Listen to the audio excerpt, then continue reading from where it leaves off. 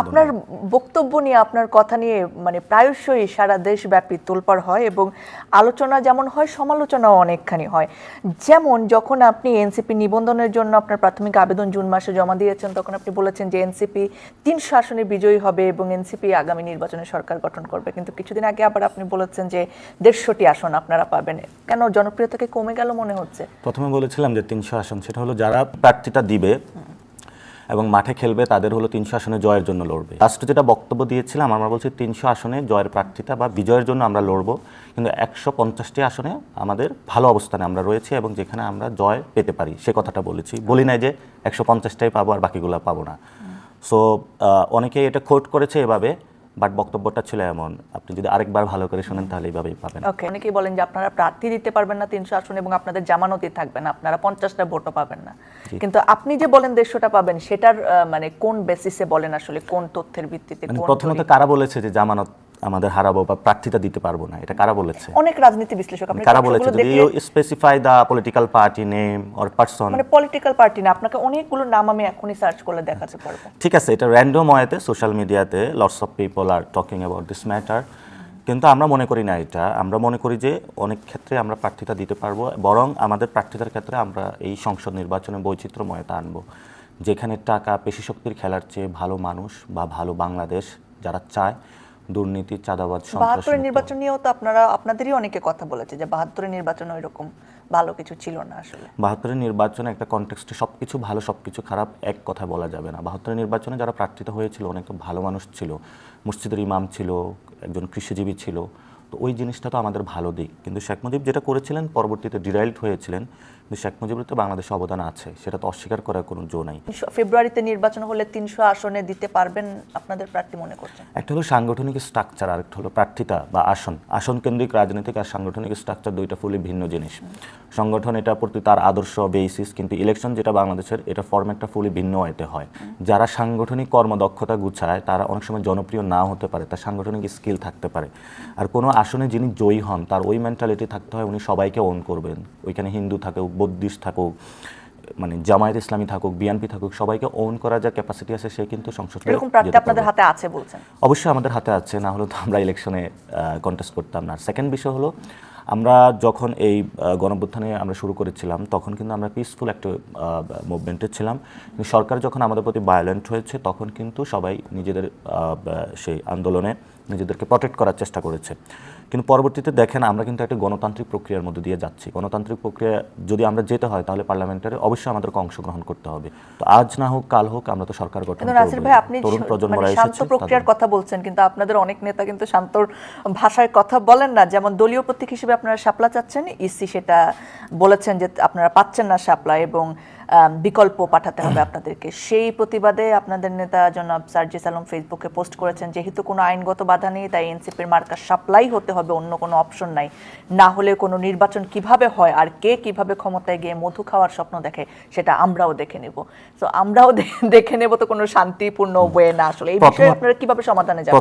প্রথমত হলো আপনার সাপ্লাই পাওয়া আপনার অধিকার, যদি এটাতে লিগ্যাল কোনো চ্যালেঞ্জ না থাকে, এটা আপনি যদি রেজিস্ট্রেশন প্রক্রিয়া আপনাকে দেয় এটা আপনার পাওয়ার অধিকার। নির্বাচন কমিশন কি আপনার অধিকার থেকে আপনাকে বঞ্চিত করতে পারে নাকি পারে না? অফকোর্স কেউই পারে না। এটা একটা সাংবিধানিক প্রতিষ্ঠান, যখন আপনাকে অধিকার থেকে বঞ্চিত করা হয় সেই প্রতিষ্ঠান স্বাধীন সত্তা নেই। সেই প্রতিষ্ঠানের যিনি চিফ ইলেকশন কমিশনার রয়েছেন উনি ওই সাংবিধানিক প্রতিষ্ঠানে থেকে যে মান মর্যাদা ওই জায়গাটা নেই, ফলত আমরা এটা মনে করতেছি একটা দলীয় অফিস হয়ে গিয়েছে। দলীয় অফিস যদি ইসিকে বানানো হয় তাহলে সেই ইসিকে আমরা যে ছাড় দিব এটা আমরা মনে করি না। আমরা মনে করি সাংবিধানিক প্রতিষ্ঠান, রাষ্ট্রীয় প্রতিষ্ঠানের প্রতি আমরা সম্মান রাখবো, কিন্তু রাষ্ট্রীয় প্রতিষ্ঠানকে যখন দলীয় অফিসে পরিণত করবো সেটার সম্মান আমরা হলো চ্যালেঞ্জের মুখে ফেলবো। আচ্ছা, তো কিছুদিন আগেও আপনারা বেশ জোরে সোরে আন্দোলন করছিলেন যে ইসির বিরুদ্ধে এবং স্থানীয় সরকার নির্বাচন যাতে আগে হয়, সেটার কি হলো ফলাফল? দেখেন, গণ অভ্যুত্থানের পরে যখন আমরা নাগরিক কমিটি গঠন করেছি অথবা বৈষম্যমূলক ব্যানারটা হয়েছিল, আমরা কিন্তু দুইজনকে তখন ছাত্রদের মধ্যে থেকে দুইজন সরকারে গিয়েছিল, সরকার থেকে তাদেরকে এক্সপিরিয়েন্স অর্জন করার জন্য, এবং তারা কিন্তু সরকারের থেকে শেখার চেষ্টা করতেছে। কিন্তু আমরা যখন পার্টি শিখে কি হবে, মানে কেন তাদের এক্সপিরিয়েন্স অর্জনের জন্য তাদেরকে পাঠানো হলো? আসলে যখন অভ্যুত্থানটা হলো তখন কিন্তু ফুল ক্ষমতাটা আমরা নিতে পারতাম, অথবা আমরা বিপ্লবী সরকার গঠন করতে পারতাম, অথবা আমাদের সব ছাত্ররা উপদেষ্টা প্যানেল দিয়ে একটা সরকার গঠন করা যেত। হয় নাই কারণ করে এখানে হলো বাংলাদেশে অনেকেই বলেছে যারা সিনিয়র পার্সন রয়েছে তাদের এক্সপিরিয়েন্স রয়েছে, অথবা যারা 90 দশকের জেনারেশন রয়েছে, 71-এর যারা জেনারেশন রয়েছে, আমরা পিপলের চোখে আঙ্গুল দিয়ে দেখিয়ে দেওয়ার চেষ্টা করেছি how they acting, how they running the country, but we are prepare this generation. অনেকে মনে করে যে আচ্ছা ছোট বাচ্চা, এটা পারবে না, ওইটা পারবে না, বাট আমরা তাদেরকে দেখিয়ে দিয়েছি যে যারা আমাদের ওল্ড এস্টাবলিশমেন্ট বা ওল্ড জেনারেশনের রয়েছে তারা কতটুকু বাংলাদেশকে কোথায় নিয়ে গিয়েছে গত 1 বছরে, সেটাই তাদের এক্সপিরিয়েন্স বা ফলটা তারা ভোগ করতেছে। আপনি যদি নির্বাচনের কথা বলেন, যেমন আপনি আমাকে প্রশ্ন করেছিলেন স্থানীয় নির্বাচন, এটা তারা ইউনূস স্যারের সাথে কথা বলেছেন, ডক্টর ইউনূস স্যারের সাথে। স্যার বলছে এই মুহূর্তে পরিস্থিতি নেই। তা আমরাও মনে করি যে যদি এটা হতো আগে তাহলে হয়তো বাংলাদেশ একটা স্ট্যাবিলিটির দিকে যেত, কিন্তু সরকার নিরাপত্তা সেই ঝুঁকিতে যায় নাই, কারণ আপনার পুলিশের উপরে ট্রাস্ট চলে গিয়েছিল, র্যাব কাজ করতেছিল না, একটি বাহিনী কিন্তু কাজ করতেছিল না। তো এই মুহূর্তে যদি সরকার নির্বাচনের রিস্কটা নিত তাহলে হয়তোবা সরকার বিপদে পড়তে পারতো, তারা এইভাবে চিন্তা করেছে। কিন্তু আমরা বলেছিলাম আপনার রিস্ক নিতে হবে, তাহলে আপনি জাতীয় ইলেকশন কীভাবে করবেন, জাতীয় ইলেকশনে তো আপনার সেম রিস্ক থাকতেছে। তারা বলেছে যে আইন শৃঙ্খলার উন্নতি হলে হয়তোবা আমরা এটার একটা বিহিত ব্যবস্থা করতে পারবো। কিন্তু আমরা এখনও মনে করতে পারি না, কারণ আইন শৃঙ্খলার যে অবনতি হয়েছে এটা এখনও একটা রেস্টোরেশন পর্যায়ে এসেছে। কারণ আমরা দেখেছি বিভিন্ন জায়গায়, আপনি গত 1 বছর অনেক জায়গায় মানুষ গুম হয়েছে, খুন হয়েছে। এটা সরকারেরও ব্যর্থতা থাকতে পারে, আমরা বাহির দেশের ইন্ধনও থাকতে পারে, কিন্তু বাহির দেশ তো চেষ্টা করবেই, কিন্তু আপনার ব্যর্থতা মানে আপনার ব্যর্থতাই, এই জন্য আমরা এটা সরকারের ব্যর্থতা হিসাবে গণ্য করি। ওকে, আপনাদের নেতাকর্মী যারা রয়েছেন তারা বিভিন্ন জায়গায় যেভাবে অপদস্থ হয়েছেন সেটা ভীষণ দুঃখজনক, যদি তারা মানে অভ্যুত্থানের প্রতিনিধি হিসেবে আসলে আক্রমণের শিকার হয়ে থাকেন। যেমন আমাদের উপদেষ্টা, তরুণ উপদেষ্টা জনাব মাহফুজ আলমের উপর লন্ডনে হামলা হয়েছে, যুক্তরাষ্ট্রে আপনাদেরই যিনি সদস্য সচিব রয়েছেন আখতার হোসেন, তার উপর হামলা হয়েছে। কিন্তু ওই সব জায়গায় তো আসলে আপনাদের নেতাকর্মীর থেকে বিএনপি, জামাত, তাদের নেতাকর্মী বেশি, যেহেতু তারা পুরনো রাজনৈতিক দল। অভ্যুত্থানের শক্তি হিসেবে আক্রমণ হয়ে থাকে, তারা কি এটার প্রতিবাদ করেছেন আপনাদের সহযোদ্ধা হিসেবে, বা তাদের ভূমিকা আসলে কি ছিল, সেই সব জায়গায় আপনারা সাপোর্ট পেয়েছেন? যেমন আখতার হোসেন কিন্তু একই সাথে জামায়াত নেতা, বিএনপি নেতা, তাদের সাথেই ছিলেন, কিন্তু তার উপরেই ডিম ছোড়া হয়েছে। এই ব্যাপারটা কিভাবে দেখছেন আপনি, তাদের ভূমিকা কি ছিল? প্রথমত হলো এই যিনি ছাত্র উপদেষ্টা রয়েছেন, এই ছাত্র গণঅভ্যুত্থান থেকে উঠে এসেছেন, এবং আখতার হোসেন দুজনে, অন্য বাংলাদেশে আর কারো কি কোনো পলিটিক্যাল পার্সনের উপরে এই ধরনের হামলা হয়েছে আপনি গত 1 বছরে দেখতে পেয়েছেন? হয় নাই। ফলত এখানে আওয়ামী লীগের টার্গেটটা কিন্তু এনসিপি অথবা যারা গণঅভ্যুত্থানের সাথে সংশ্লিষ্টতা ছিল। আমরা সরকারের ওইখানে তারা নিরাপত্তা চেয়েছিল, কিন্তু কনসুলেট অফিস থেকে ওই ধরনের নিরাপত্তা তারা পায়নি, এবং স্যার যখন চলে গিয়েছিলেন তাদেরকে বলা হলো তাদের নিরাপত্তা আছে বা তাদেরকে গ্রাউন্ড করে নিয়ে যাওয়া হবে, কিন্তু সেটা তারা তখন পায়নি। ফলত আমরা ওইখানেও মনে করি যে আমলাতন্ত্র থেকে শুরু করে সব জায়গায় এখনও যারা আওয়ামী লীগের পার্সন তারা এখনও বহাল তবিয়তে রয়েছে। তো আমরা এখন যেটা চিন্তা করতেছি, যদি প্রশাসন বা সরকার বা পলিটিক্যাল কমরেড যদি আমাদের নিরাপত্তা নিশ্চিত না করতে পারে, তাহলে আমাদের নিরাপত্তা বাহিনী গঠন করতে হবে। আমরা এই প্রসেসের দিকে এগুচ্ছি। সেটা কেমন হবে? সেটা অবশ্যই সিভিল ফরম্যাটে একটি গণতান্ত্রিক প্রক্রিয়ার মধ্যে যে নিরাপত্তা বাহিনী আমাদের নিজেদের প্রোটেকশনের জন্য আমাদের যা যা করতে হয় আমরা তাই করতে হবে।